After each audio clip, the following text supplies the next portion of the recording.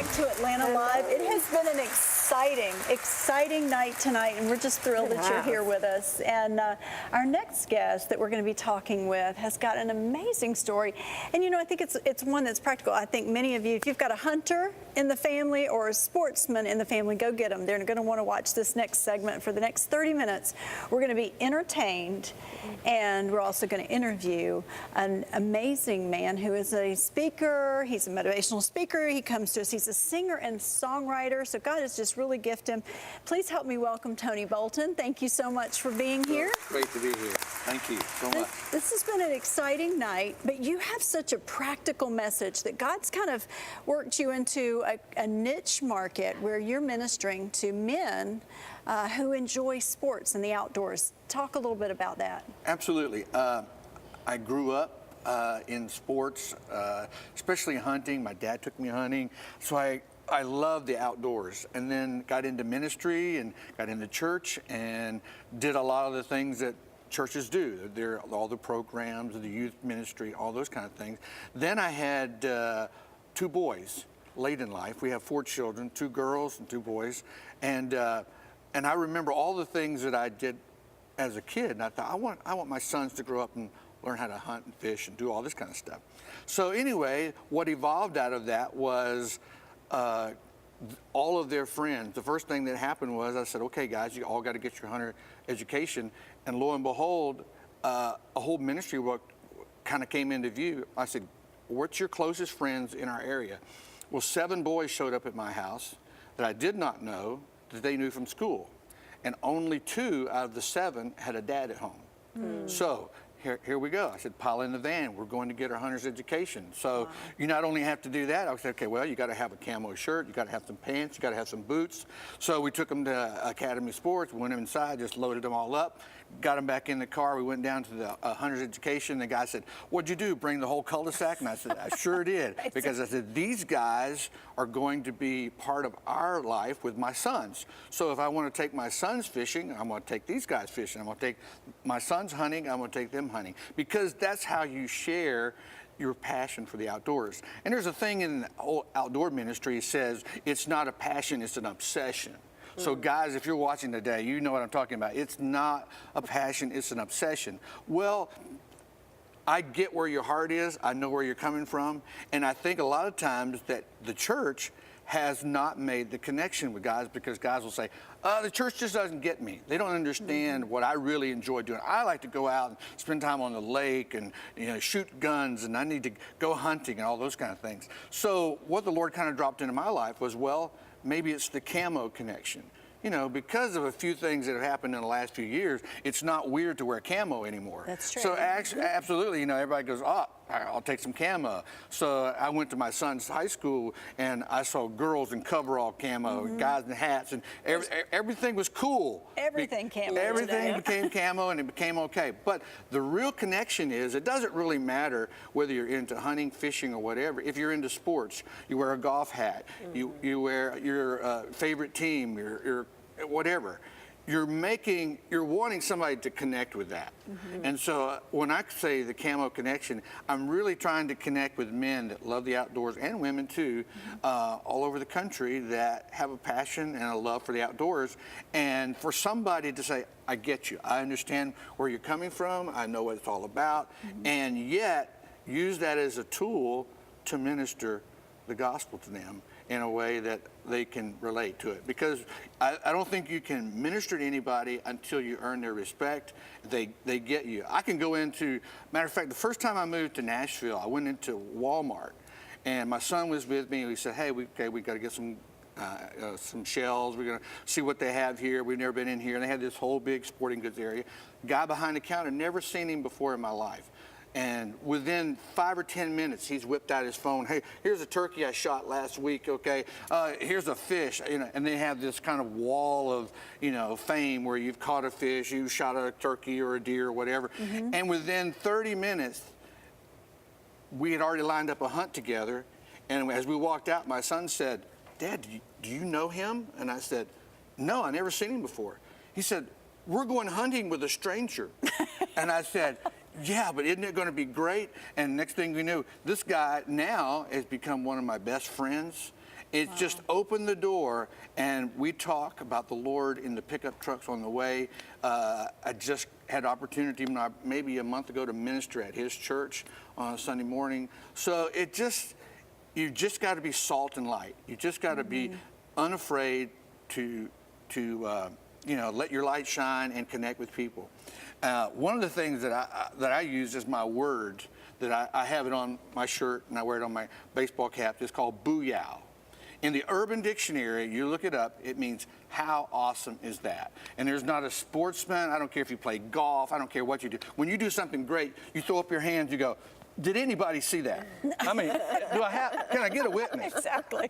How awesome was that, you know? So that's kind of what it is. And when you see guys that can release their passion where they just shot something, I mean, they just get pumped up. Oh, that was great. Yeah. And when someone else connects with that and goes, I get it. I can feel, the excitement and the joy. And there's a passion. Seems like a lot of people have lost their passion for life. Oh, gosh, they get up every morning, they do the same things. They have no way to just get excited. I have that hadn't happened to you, I can tell. No. When my feet hit the floor, I'm usually wide awake and going. But just recently, when they had all the hurricanes come in, and it doesn't matter if you deer hunt, turkey hunt, pheasant hunt, dove hunt. Well, we know in the South, because I live in Nashville, but my roots are in Alabama, and I love Georgia, so this is why I'm here. I want to talk to all the guys that are in Georgia. But we all can relate to dove season, because that's a Southern thing. If you're in the South, when dove season comes, I mean, some schools let out. I mean, it doesn't matter. You're out there. Well, it just so happens that Hurricane Harvey was coming through Nashville, the remains of it, and so it was a tropical storm. So I called all my friends, and I said, hey, man, are you going? It's opening day. It's Thursday. And it's kind of a weird deal. It just kind of came on Thursday. And all my friends said, oh, man, don't you get it? It's a hurricane. There's probably going to be no birds. They blew out. I'm not going. So I said, well, you could miss an opportunity. You never know until you can't shoot them from the sofa. So I said, okay, I'm going to go. So he said, will you check? And you say, everybody I knew wasn't going. So I called my son-in-law. I said, and he'd not dove hunted before. So he said, are you sure? Have you seen the weather? And I said, yeah, we're going to go. And he said, I'm with you. If you want to go, I'm going to go. Well, here it was, the remnants coming in, 30-mile-an-hour winds. It's raining sideways. And when we get to this place, we get out of the truck, and I mean, the birds are flying with a 30-mile-an-hour tailwind. So doves are flying at 75 miles an hour. Wow. And it's just raining. We had a blast. And I called one of my buddies, and he said, if there's any birds, call me. I said, birds. I put my phone back in my pocket and kept shooting. We all got our limit. It was awesome. Yeah. Now, if you're a hunter, you get it. Yeah. Now, the same thing comes around with people who play golf. They get golf. Yeah. Or any other sport. Back to your point here about this was a day where you had birds flying everywhere, but tell a story from a parent's perspective about taking your kids out, and there were times when you just sat in a deer stand and no activity. Absolutely. The best hunt that I've ever been on with my son was turkey hunting, and we didn't see anything. And he'll ask me, he said, Dad, what was the best time we had? And I said, just me and you. Wow. We sat in a blind, it was cold, kind of miserable, and we could talk. And we had a moment there. Life's full of moments. Yeah. It's not necessarily the greatest hunt. And you always want to take your son on the best dove hunt or the best turkey hunt or whatever, but it doesn't work out that way. Hunting is hunting. That's why it's not called finding. It's called hunting. So when you hunting, you have the great possibility you won't see a thing. Right. And it's about that connection. It's about the connection. When you look at your photos, it's about a moment. It's about a special time. And I can tell my son, I said, the best time I ever had hunting was with you, because it wasn't about the outdoors. It wasn't about the gobbler you're going to kill. It was about spending time with you. So your message to fathers in this situation, with boys or girls? Take that opportunity to say something that you probably wouldn't have time to say. When you're sitting there and you can say, I don't know if I ever told you, I'm proud of you. I don't know if I have ever told you I love you. For a lot of dads, especially men, we're so macho, we're so cool that we don't embrace a lot. You know, it's like when you're talking to your wife on the phone and she says, I love you, and you go, me too. You know, because you just can't find the words or you think it's too embarrassing to say. But it's one of those things where you say, man, I love you. So good. I'm so proud of you. I don't care what you choose your occupation. Just love God with all your heart, and that'll be the greatest accomplishment of your life. You know, you and your wife have done that, and I appreciate your ministry. She's a minister as well and sings. You sing together. You go out and speak. And tell everybody at home how we can get in touch with you. I know pastors love you because you can come in and you can speak and you can sing and you can organize a hunting excursion. And you can get the guys there. Yeah. Well, it is how exciting. How can people get in touch with you? Well, they can go to our website, TonyBolton.com. My wife has her website, KimBolton.com. Yeah. We do things together. We do things apart. She does a lot of women's ministries and conferences. You have CDs that We people have can. CDs. And Kim has a Christmas CD that's Yes, just they have a coming brand new out. Christmas CD. A lot of original songs that, you know, when you hear Christmas stuff, you kind of like, I've heard this song about every way it can be sung, and you're kind of looking for a new song. You know, and she's written one or two that are just so great. You know, It's You.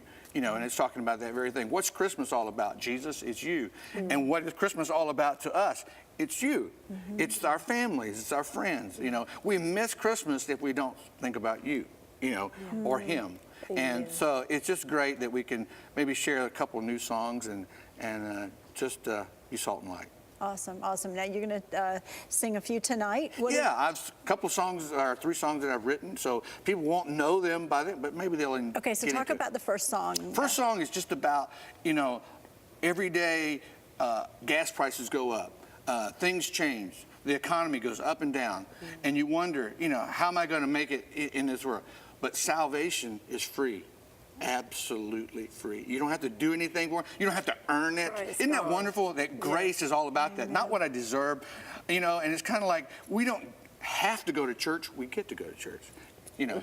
So it's all about There's that a kind big of difference there. It's a difference in an attitude. Absolutely. And that's so true, because I think we've said before, and I know I've said it before, okay, come on, boys, you know, when the kids were little, you know, we have to go to church, we have to go to church. And it's like, No, it's not that we have to. No. We get to. We get I mean, to. especially even here in the United What a States. We have great the word. freedom Absolutely. to worship the Lord and to read the Bible and tote our Bibles around, where in so many countries they can't do that. And I think that's all a part of the passion, whole thing. You know, if you get kind of like, I don't have to kiss my wife. I get to kiss my wife. Yeah, it's So a state it's of all mind. about how you view it. It's kind of like, I don't have to go hunting. I get to go hunting. And you know what? You don't have to sing. You get to I sing. get to sing. So you're going to sing. All right, we ready? Yes, we are ready to hear it, please. All Thank you right. so much. Great talking with you. Thank you.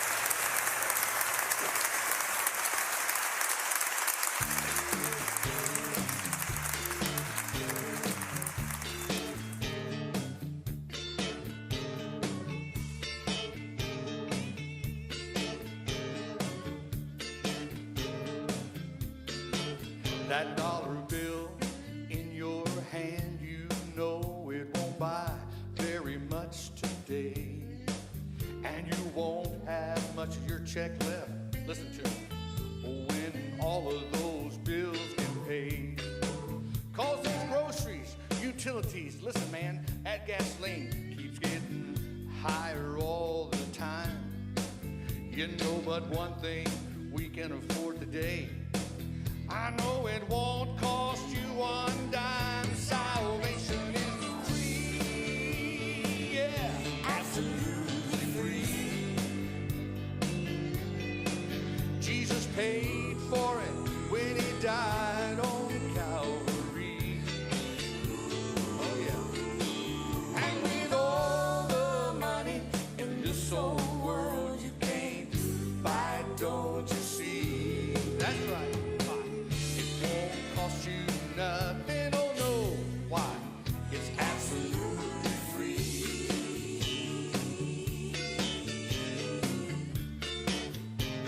Now I know some of you are sitting right there and you're saying, Tony, come on, you really mean to tell me that somebody's just going to give something away that I don't have to work for or earn it somehow?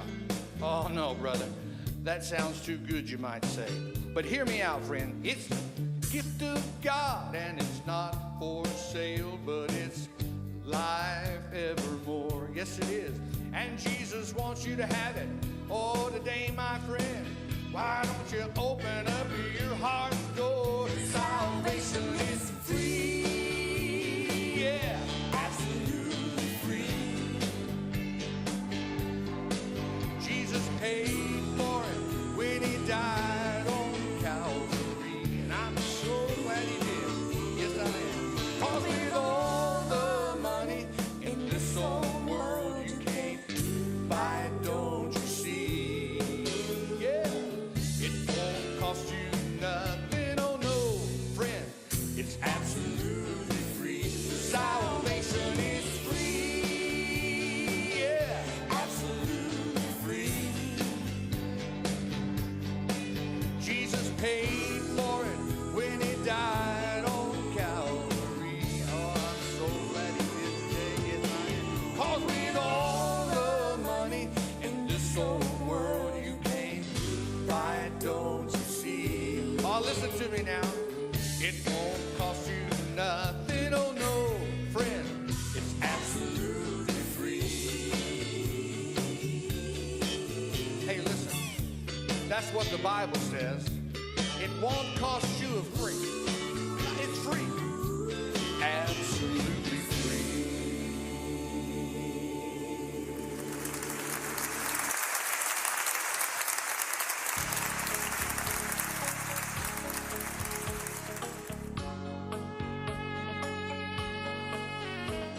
I love you, Jesus.